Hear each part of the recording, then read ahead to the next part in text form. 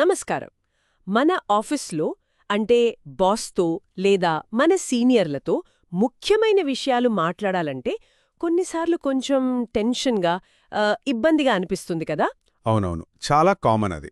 మరి అలాంటి సంభాషణల టైంలో మనం కాన్ఫిడెంట్గా ప్రశాంతంగా ఎలా ఉండాలి దాని గురించి ఈరోజు కొంచెం లోతుగా మాట్లాడుకుందాం. తప్పకుండా. మనకు మన ఇంగ్లీష్ కోచ్ వాళ్ళు ఇచ్చిన ఒక తెలుగు స్క్రిప్ట్ ఉంది కదా, దాని ఆధారంగా అందులోని ముఖ్యమైన టిప్స్, ప్రాక్టికల్ సలహాలను చూద్దాం. మంచి ఆలోచన. ఇది చాలామంది ఎదుర్కొనే సమస్యే.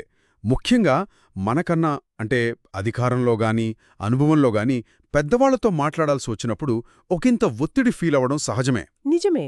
సో ఈరోజు మన టార్గెట్ ఏంటంటే ఈ సంభాషణలో వచ్చే భయం, ఆందోళన, దాన్ని ఎలా డీల్ చేయాలి, మన కాన్ఫిడెన్స్ ఎలా పెంచుకోవాలి, కొన్ని ఇంగ్లీష్ పదబంధాలు కూడా ఉపయోగపడేవి చూద్దాం. అవును, ఆ భయం మొదలవగానే నాకు తెలుసు, గొంతు ఎండిపోయినట్టు, చేతులు చల్లగా అయిపోవడం, లేదంటే చెమటలు పట్టడం, గుండె దడదడ కొట్టుకోవడం, ఇలాంటివి గమనిస్తూ ఉంటాం. ఇదంతా మన ఊహేనా లేక నిజంగా బాడీలో జరిగే మార్పులా? లేదు, ఇవి ఖచ్చితంగా శారీరక మార్పులే. సైన్స్ పరంగా చూస్తే దీన్ని మన శరీరం యొక్క ఫైట్ ఆర్ ఫ్లైట్ రెస్పాన్స్ అంటాం.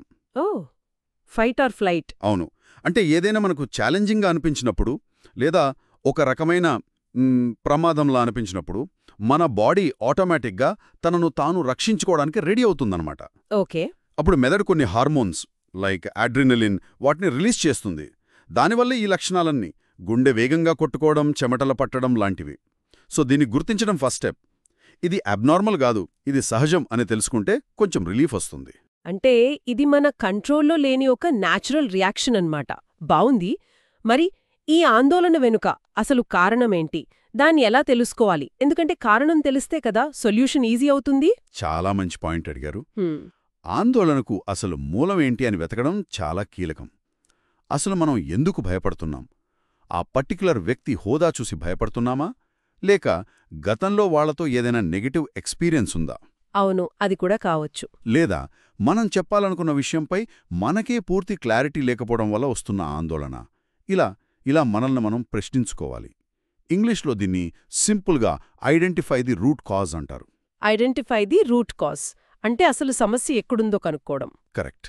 అది తెలిస్తే దానికి తగ్గట్టు మనం ప్రిపేర్ అవ్వచ్చు. నిజమే, సెల్ఫ్ రిఫ్లెక్షన్ చాలా అవసరమంటారు. సరే, కారణం తెలిసింది అనుకుందాం. తర్వాత ఆ సంభాషణకు ప్రిపేర్ అవ్వడం, అది ఎంత హెల్ప్ చేస్తుంది? ఊరికే పాయింట్స్ రాసుకుంటే సరిపోతుందా? ఆహా, ప్రిపరేషన్ అంటే కేవలం పాయింట్స్ రాసుకోవడం మాత్రమే కాదు, అంతకన్నా ఎక్కువ. చూడండి, మనం ఏం చెప్పాలనుకుంటున్నామో దానికి ఒక స్ట్రక్చర్, ఒక ఆకారం ఇచ్చుకోవాలి. ఓకే. కీలకమైన పాయింట్లేంటి, వాటిని ఏ ఆర్డర్లో చెప్పాలి, 1-2 సార్లు మనసులో అనుకోవడం లేదా వీలైతే బయటకు చెప్పి ప్రాక్టీస్ చేయడం వల్ల మన ఆలోచనలలో క్లారిటీ వస్తుంది. తడబడకుండా మాట్లాడటానికి ఇది హెల్ప్ అవుతుంది. అవును. ఇంకో విషయం ఏంటంటే, మనం బాగా ప్రిపేర్ అయ్యాం అనే ఫీలింగే మనలో తెలియకుండా ఒక కాన్ఫిడెన్స్ నింపుతుంది. ఇది అందరికీ తెలిసిందే, అయినా మళ్లీ గుర్తు చేస్తున్నాం. Practice makes perfect. Correct, practice makes perfect. సాధన చేయడం వల్ల కాన్ఫిడెన్స్ వస్తుంది. అయితే కొన్నిసార్లు ఎంత ప్రిపేర్ అయినా ఆ వ్యక్తి దగ్గరికి వెళ్లి మాట్లాడాలంటేనే ఒక రకమైన సంకోచం, వాయిదా వేద్దాంలే అనే ఆలోచనొస్తుంది. దాన్ని ఎలా ఓవర్కమ్ చేయాలి? అవును, అది కూడా సహజమే. ముఖ్యంగా కొంచెం కష్టమైన సంభాషణలు అనుకున్నప్పుడు వాటిని పోస్ట్పోన్ చేయాలనిపిస్తుంది. కానీ అలా వాయిదా వేయడం వల్ల ఏమవుతుంది? ఆ టెన్షన్ ఇంకా పెరుగుతుంది తప్ప తగ్గదు. నిజమే.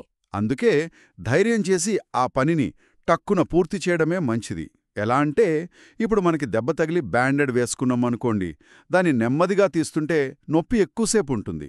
అదే ఒకేసారి లాగేస్తే సఫ్ఫని నొప్పి తెలిసినా పనైపోతుంది. అవును. ఇక్కడ కూడా అంతే. అందుకే ఇంగ్లీష్లో రిప్ ద బ్యాండెడ్ అని ఒక మాట ఉంది. అంటే కష్టమైన పనిని వాయిదా వేయకుండా వెంటనే చేసేయడం. ఆ తర్వాత వచ్చే రిలీఫ్ చాలా బావుంటుంది. ఆ పోలిక బావుంది. అంటే ధైర్యం చేసి ఆ స్టెప్ వేయడమే ముఖ్యమన్నమాట. సరే, ఇక కాన్వర్జేషన్ జరుగుతోంది. అప్పుడు మనం కాన్ఫిడెంట్గా ఉన్నామని ఎదుటివారికి ఎలా తెలియచేయాలి? మాటల ద్వారానేనా లేక మన బాడీ లాంగ్వేజ్ కూడా ఇంపార్టెంటేనా? రెండూ ఇంపార్టెంటే. మాటలు, బాడీ లాంగ్వేజ్ రెండూ కలిస్తేనే పూర్తి ప్రభావం ఉంటుంది. ముందుగా మనం పాజిటివ్ మైండ్ సెట్తో వెళ్ళాలి. మనం చెప్పబోయే విషయం మీద మనకు నమ్మకం ఉండాలి. ఓకే. ఇక బాడీ లాంగ్వేజ్ విషయానికొస్తే నిటారుగా కూర్చోవడం లేదా నిలబడటం, అనవసరంగా చేతులు కాళ్ళు కదపకుండా ఉండటం, ఇంకా ముఖ్యంగా ఐ కాంటాక్ట్ అంటే ఎదుటివారి కళ్లల్లోకి చూస్తూ మాట్లాడటం. అవును, ఐ కాంటాక్ట్ చాలా ముఖ్యం. అది మన సిన్సియారిటీని, మన కాన్ఫిడెన్స్ని చూపిస్తుంది. అలాగే మాటల్లో కూడా నేననుకుంటున్నాను, బహుశా, ఏమో లాంటి కొంచెం ప్యాసివ్ పదాలు తగ్గించి స్పష్టంగా దృఢంగా మాట్లాడాలి. మీ పాయింట్ని మీరు స్ట్రాంగ్గా చెప్పాలి. ఇంకో ఇంగ్లీష్ ఫ్రేజ్ ఇక్కడ గుర్తుకొస్తుంది, stand your ground. Stand your ground అంటే మన పాయింట్ మీద మనం నిలబడటం. అవును, మర్యాదపూర్వకంగానే కానీ ధైర్యంగా, నిలకడగా మన అభిప్రాయాన్ని చెప్పగలగాలి. అంటే మన మాటలు, మన శరీర భాష రెండూ మన ఆత్మవిశ్వాసాన్నే చూపించాలన్నమాట. చాలా బాగా చెప్పారు. సరే, సంభాషణ అయిపోయింది. అంతటితో పనైపోయినట్టేమా, లేక ఆ తర్వాత కూడా మనం ఆలోచించాల్సిందేమైనా ఉందా? ఉంది, ఖచ్చితంగా ఉంది. ఒక ముఖ్యమైన స్టెప్ మిగిలి ఉంది. అదే రిఫ్లెక్షన్ అంటే పరిశీలన. కాన్వర్సేషన్ అయిపోయాక ఒక్క నిమిషం టైం తీసుకుని అసలు ఏం జరిగింది అని ఆలోచించటం ముఖ్యం. ఓహ్, ఎలా? అంటే ఏం బాగా జరిగింది, నేననుకున్న పాయింట్స్ అన్నీ క్లియర్గా చెప్పానా, నా బాడీ లాంగ్వేజ్ ఎలా ఉంది, వాళ్ల రియాక్షన్ ఎలా ఉంది, ఎక్కడైనా ఇంకా బెటర్గా చేసుండొచ్చా, ఇలాంటి ప్రశ్నలు మనల్ని మనం వేసుకోవాలి. అర్థమైంది. దీనివల్ల మన బలాలు ఏంటి, బలహీనతలేంటి అనేది తెలుస్తుంది. ఇదొక కంటిన్యూయస్ లెర్నింగ్ ప్రాసెస్ అన్నమాట. ఇలా చేయడం వల్ల ప్రతిసారి మనం ఇంకా బెటర్ కమ్యూనికేటర్గా తయారవుతాం. అద్భుతం.